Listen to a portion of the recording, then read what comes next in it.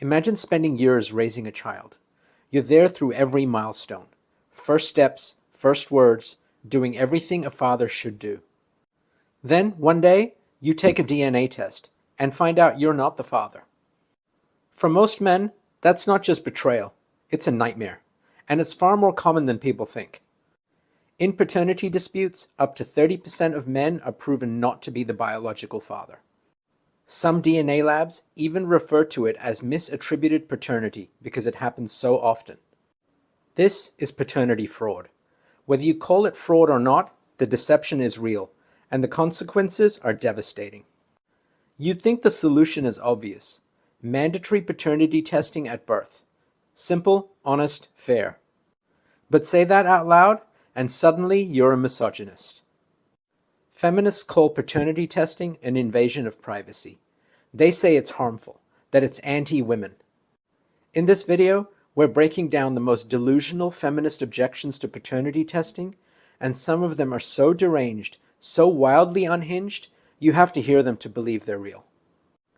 One of the most common objections to mandatory paternity testing is that it's an invasion of women's privacy. Now, on the surface, that might sound like a fair concern. My body, my choice, right? That would be a valid challenge in most cases, until you realize this.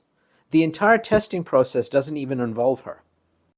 It doesn't touch her, it doesn't use her DNA, it has nothing to do with her at all. Yes, you heard that right. She's not part of the process at all. But somehow, she's the victim. And feminist groups have openly backed this logic. The ACLU and other advocacy organizations have opposed mandatory paternity laws, arguing they violate women's rights. What rights exactly? The right to name a father without evidence. The right to financially bind a man to a child that might not be his. And in some countries, it goes even further. A man can't even get a paternity test without the mother's permission. Places like the UK and Australia require the mother's consent before a paternity test can be done on a child under 16. The system literally gives her veto power over whether the truth is allowed to exist. Imagine someone forges your name on a contract, then calls it a violation of privacy when you ask to verify the signature. That's the level of delusion we're dealing with. And the worst part? This argument doesn't even try to make sense. It exists for one reason only: to keep men from asking questions. Another feminist objection to mandatory paternity testing is that it's offensive. Why? Because it implies women might lie. That's the line. If you ask for a DNA test, you're accusing her of cheating. You're damaging the trust. Or the best one, that's not love, that's control. Think about that. A man wanting to verify whether a child is biologically his is now being framed as abusive. Only in a world this backwards could confirming the truth be labeled toxic. But here's the thing. No one says this about anything else. Background checks? Normal. Verifying income before a loan? Expected. Requesting ID to vote or drive? Standard procedure. But when it comes to raising a child for 18 years, asking for proof is now considered an attack. But here's the thing. Only people who fear the truth are the ones who benefit from the lie. A woman who knows the child is his won't resist the test. But the one who's unsure or hiding something will frame it as abusive. And this isn't hypothetical. A Medium article titled, "If You Love Her, You Shouldn't Need a Paternity Test," claimed that asking for DNA was a sign of emotional abuse. It literally says, that's not love, that's control. Social media is full of women saying, if a man asked me for a test, I'd leave. If you don't trust her, don't sleep with her. If you ask, you don't deserve her. So let's get this straight. She can lie about the most important truth a man will ever face, and he's the problem for wanting to confirm it. This isn't about protecting women. It's about shielding fraud from scrutiny. Another objection you'll hear is that paternity testing is anti-woman, that it's rooted in misogyny, that men who ask for it are trying to control or punish women. Yes, according to modern feminism, a man wanting to know whether a child is biologically his is now part of the patriarchy.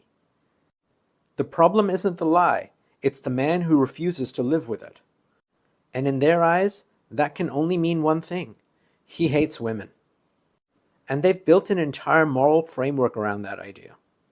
Relationship coaches have called paternity testing an act of emotional abuse.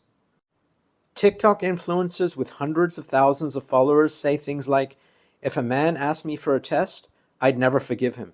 That's controlling and toxic." Testing means you don't trust her. If there's no trust, there's no love. You're just trying to police women. This isn't fringe, it's mainstream. There's even a viral feminist clip where the speaker says, "Paternity tests are just a way for insecure men to control women's bodies. It's patriarchal surveillance." Let that sink in.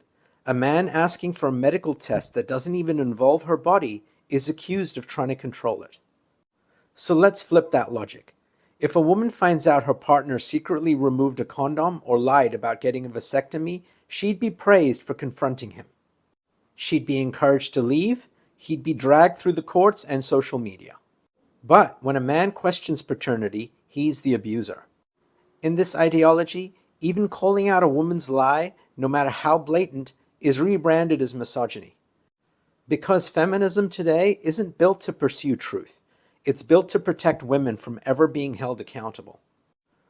Another excuse they throw around is that paternity testing might harm the family. That discovering the truth could damage the child emotionally. That it might destabilize relationships. Let's be clear, that damage already happened. It happened the moment the lie began. A child being raised by a man who isn't their biological father without his knowledge is not a family. It's a relationship built on fraud. But instead of fixing it, the system protects it. Family courts have denied paternity tests even after suspicion is raised, because they don't want to disrupt the child's life. They'd rather preserve a fake foundation than correct it. Because in their view, it's not the deception that's harmful, it's the exposure. And this isn't theory, it happens all the time. In McGill versus McGill, an Australian man raised 3 children only to find out 2 of them weren't his. He sued for damages. And the High Court ruled against him. Why? Because correcting the fraud might disturb the peace of the family. He was lied to and financially trapped, and the court still chose comfort over truth. When all else fails, they fall back on emotional manipulation. They say biology doesn't matter. What matters is who raised the child. If he's been there since the beginning, he's the real dad. If he formed a bond, he shouldn't walk away. Being a father is about love, not DNA. At first it sounds noble, until you realize what's actually being said. A man can be lied to for years, but if he doesn't expose it fast enough, he's punished for trusting her. They'll say, he's already the dad emotionally. You can't just walk away from a child because of a technicality. But this isn't love, it's obligation built on deception. Imagine this logic anywhere else. You buy a house, sign a mortgage, move in. Then someone tells you it's not legally yours, but you've been living there a while, so you should just keep paying anyway. You'd laugh or sue, but when it comes to paternity fraud, they call it a man's duty. This argument is pure emotional blackmail. If you walk away, you're hurting the child. But no one cares what it does to a man to realize the child he sacrificed for was never his. It's not about the child, it's about protecting the woman's lie by emotionally handcuffing the man to it. He has no rights to the truth, but full responsibility for the outcome. They say walking away is immoral, but they never question the morality of lying in the first place. And legally, in many countries, if he signed the birth certificate even unknowingly, he's locked in. In places like the UK and Canada, a man who signs the birth certificate is often legally presumed to be the father, even if DNA later shows otherwise. In some cases, even if the child isn't biologically his, the man is still obligated to pay child support regardless of the truth. She gets to lie, and he gets stuck paying for it. Utter madness.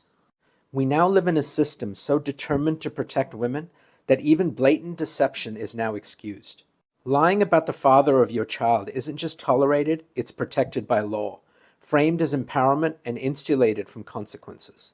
Feminism has created a world where accountability is abuse and truth is misogyny. These narcissistic women can cheat, get pregnant by another man, and keep some other guy strung along, yet somehow they claim the moral high ground. They demand protection and validation while using men as nothing more than emotional and financial puppets.